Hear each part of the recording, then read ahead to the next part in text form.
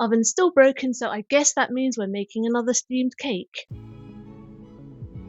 Hi everyone, it's Tash and welcome to another Wednesday recipe video. Future Tash here. I know, the audio is terrible. I got a new microphone and I tested it and I swear it sounded fine, but of course as soon as I actually filmed this video, something went wrong and I sound like I'm underwater. Thankfully I didn't record all of the video like this. My actual recipe part, the making of part, was filmed just using my camera audio, but oh my gosh, like the talking to the camera part sounds awful, so I'm really sorry for that. Next week we'll go back to normal and I will find an alternative.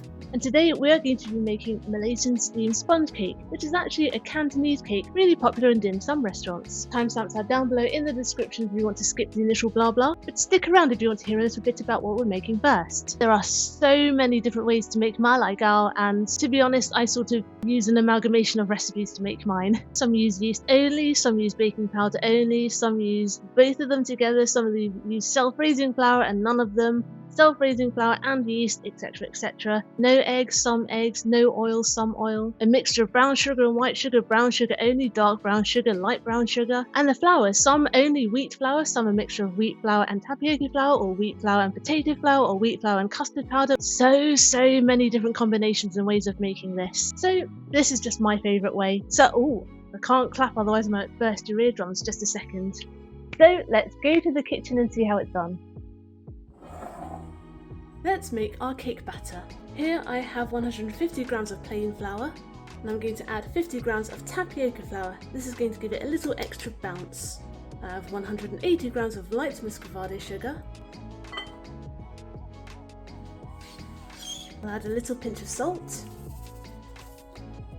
And I'm going to add a teaspoonful of yeast. This is instant yeast, also known as easy bake yeast. Let's give this a quick stir around. Don't worry about the lumps of sugar, those are going to break down as soon as we start adding liquids. Now we're going to add 2 eggs.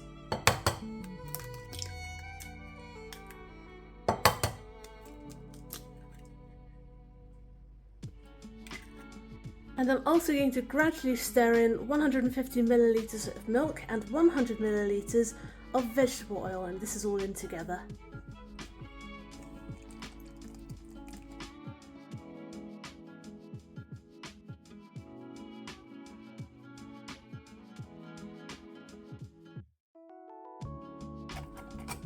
And now to make sure it's absolutely smooth, we're going to pass it through a sieve.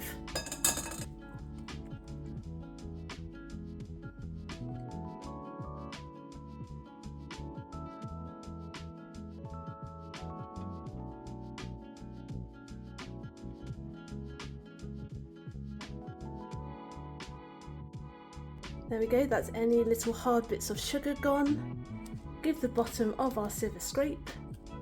Give our batter one last mix.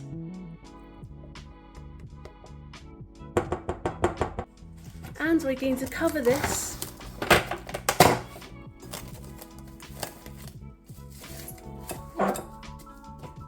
And we're going to let this rise until it doubles in size. So this has never happened before. It didn't rise, and you know what? Well, it did rise a bit, you can see it's a bit puffy. Not as much as I thought it would though, usually it does double in size. And I did check my yeast just now and the yeast is still yeasting, it's not dead. So this will have to do. It definitely smells like bread and yeast. But we're going to crack on, and we always add a bit of extra insurance, and this is half a teaspoonful of baking powder. Do make sure you sift it in so there are no lumps. And I'm going to give this a good stir in.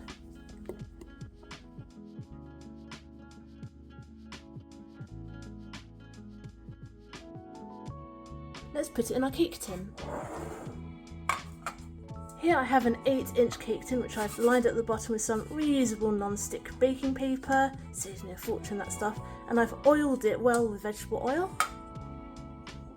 And we're just going to scrape this in.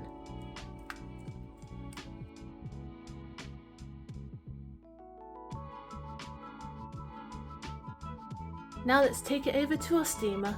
So we've placed our cake in our steamer, and now we're just going to cover it and steam it for about 30 to 40 minutes until it's big and puffy. Phew, look how puffy that is. Right, I've turned the heat off. I'm going to grab some heat-proof gloves and I'm going to take this off the heat. We are in business, but it's still a little hot, so we need to let it cool down, and while it cools down we don't want it to dry out. So I've got a little bit of extra vegetable oil here and we're just going to brush it on top.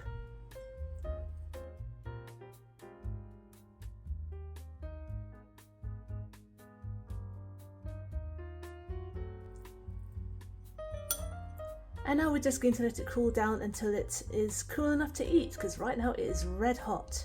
Right, the cake is still a tiny bit warm, which is exactly how I want to eat it, so let's unmould it and cut it.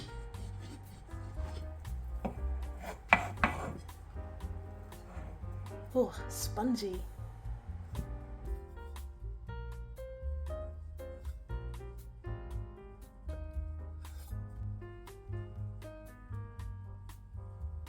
Check it out, let's give it a little squeeze.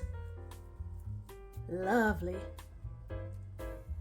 Check out the fluffiness in that. Right, I cannot resist giving it another squeeze just to show you what the texture is like. That is fantastic.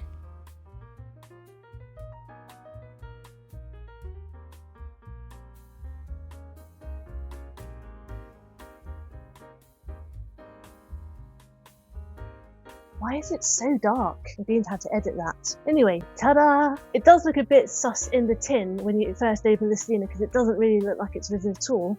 But you have that lovely cakey texture. I'm going to take a bite. Cheers! Don't worry, I'm not going to record my eating sounds. I personally hate eating sounds, even though I really like eating. Anyway, back to the cake. We have a wonderful caramelized taste from that brown sugar.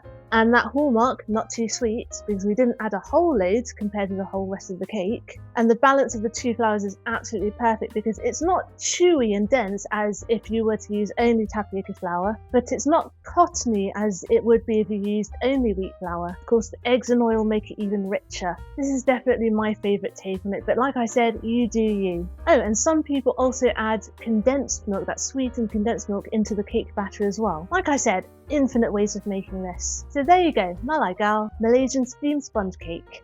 Thanks for watching. I hope you enjoyed today's recipe video and I hope you will join me next Wednesday for my next one. Get the full written recipe on my blog tashcakes.com, follow me on Instagram on tashcakes.taste, and find me on TikTok too, I'm tashcakes there too, but my handle is food in slow motion. Subscribe to my channel if you'd like to see more, give this video a like if you'd like it to help other people find it, comment down below if you'd like me to make anything in particular, and I'll see you all next time. Be good, be nice, and have a good week.